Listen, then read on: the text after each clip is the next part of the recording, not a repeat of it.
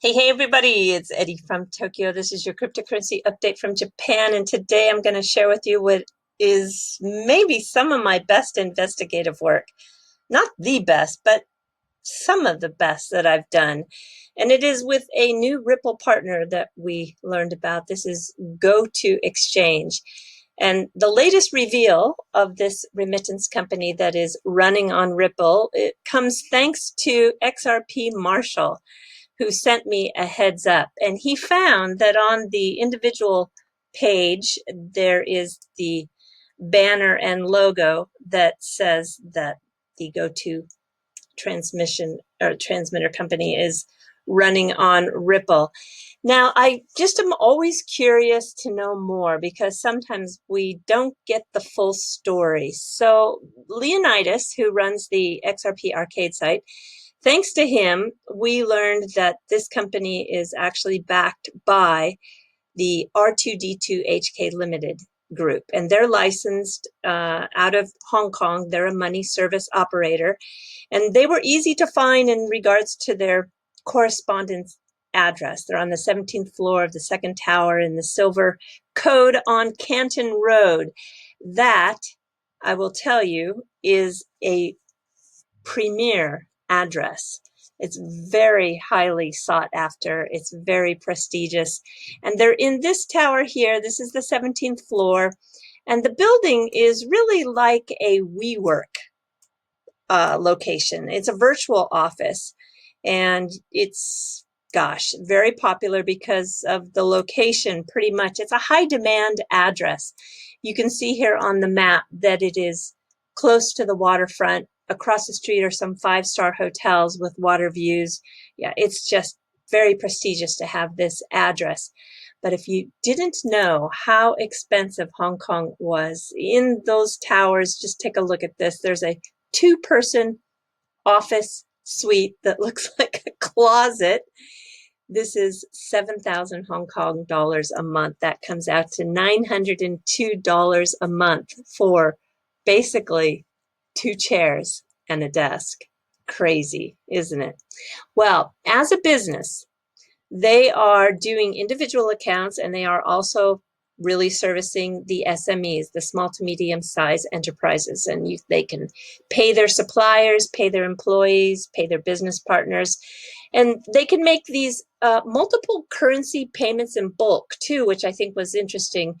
And they also feature an API called the Go2 Pro. It is for their large enterprises that are doing 2 million and up a month in international payment volume. So I wanted to take a look closer at this page because it looked like it was a real screenshot, but it's so small here, you just can't see it. So this is when Photoshop really comes in handy. I got it a little bit larger, and yeah, it looks like a real screenshot. And you can see that the name on here is Brian Pereira. And I thought, well, okay, what can we find with this Brian Pereira? I found there is a software architect out there. Yeah, he is working for a company called Koku, and he's building Forex and remittance products. He's responsible for product design, the remittance product suite, the fiat to currency exchange, and also a cryptocurrency exchange in a what is in parentheses here, a blockchain project. So it seemed possible, but I need more proof than that. So this company, Koku, what are they actually doing? They make it easy for the non-bank money transfer operators and liquidity providers to tech up their money transfer and foreign exchange business needs. So I thought, okay, yeah, it's looking like that could be Brian. So there's a little trick that I learned way back in 1997 when I was building websites, way before there was off-the-shelf software templates available. And I know that when you right-click and view the source, it will always tell you a story. And there is a story here. So when we look at the source code, we can see that there is a hub URL, and it is pointing to, well, these hub URLs point to remote procedure calls that very typically run on another server. So we can see here that there is a developer hub URL that's pointing to Go2.io. So I said to myself, aha, yes, it is confirmed that Go2 is driving this technology behind this website. Now, who is actually funding this company, Go2? It's quite interesting because it is backed through an angel round of funding from the co-founder of the giant conglomerate Tencent. They are just huge. They have stakes in over 600 companies. And of course, I wanted to go back onto the Go2.io and really zero in on their liquidity providers, right? This word liquidity, I think, is what gets everybody excited in the XRP community. So what we can see here is they feature something that is coming soon, and it is the largest Filipino-owned non-bank remittance company. And I said, well, that is pretty specific language. So who is the largest Filipino-owned non-bank remittance company? That happens to be iRemit. And iRemit, shouldn't surprise anybody, is a partner of Ripple. This is from the Twitter feed of Leonidas, and you can see this was John Mitchell signing that collaboration with Remit back in August 2018. And when we just kind of look at the details of what that collaboration was all about, iRemit was the first Filipino company to move across borders on a full blockchain. So that was a pretty big deal for Ripple. And the initial partnership iRemit forged on Ripplenet was with Malaysia's top international fintech Money Match. Well, Money Match was featured on the Ripple Insights page just a few weeks ago, as of April 15th, 2020. This was a great feature of one of the companies that run on Ripple that actually provide those global payments for SMEs out of Malaysia. And by the way, this is where it is just like, you just can't believe what's happening in this space. iRemit sealed a partnership with PetaHub this year. Here they are signing their memorandum of agreement. PetaHub was an exclusive for the last 20 years for Western Union. Ouch, right? So there goes that exclusivity out the window.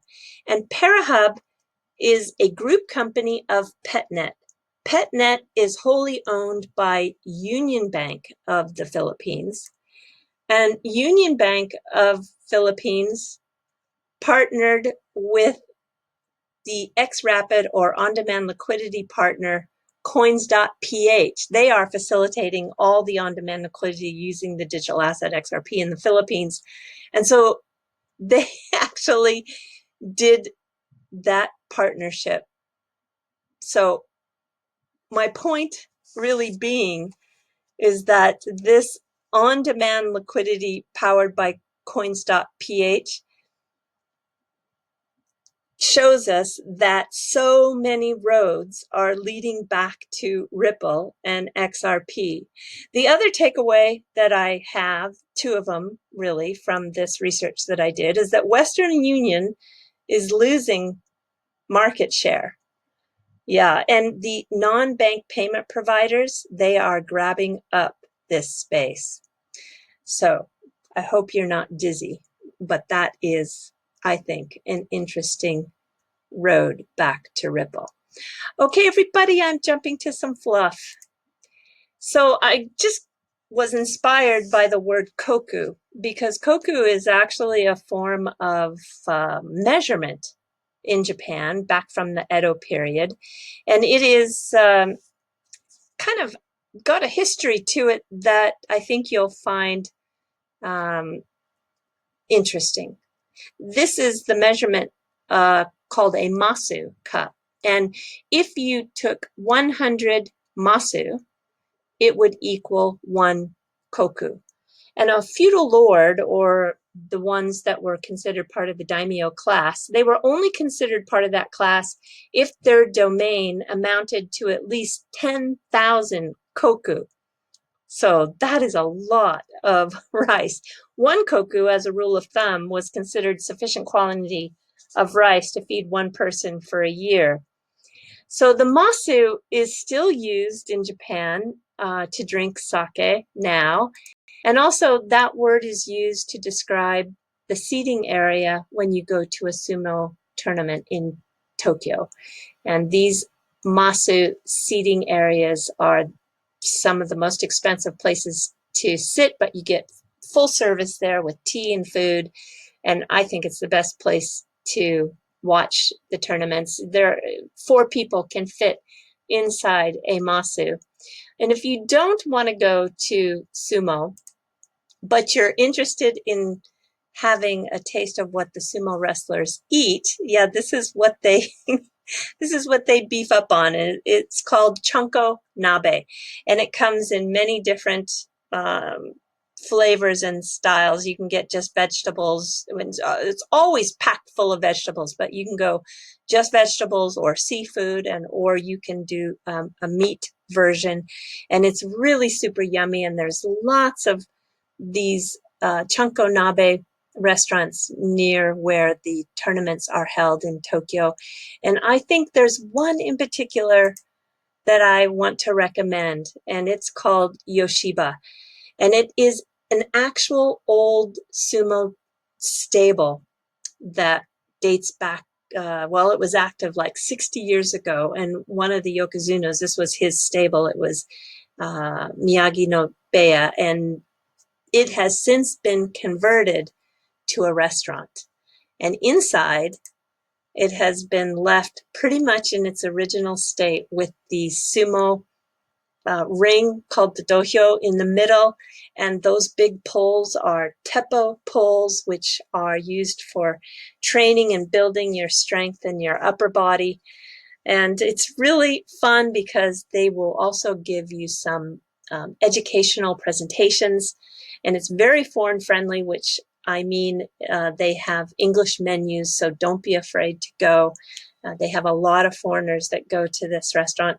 Anyway, this is a fantastic experience. So you can eat chanko nabe.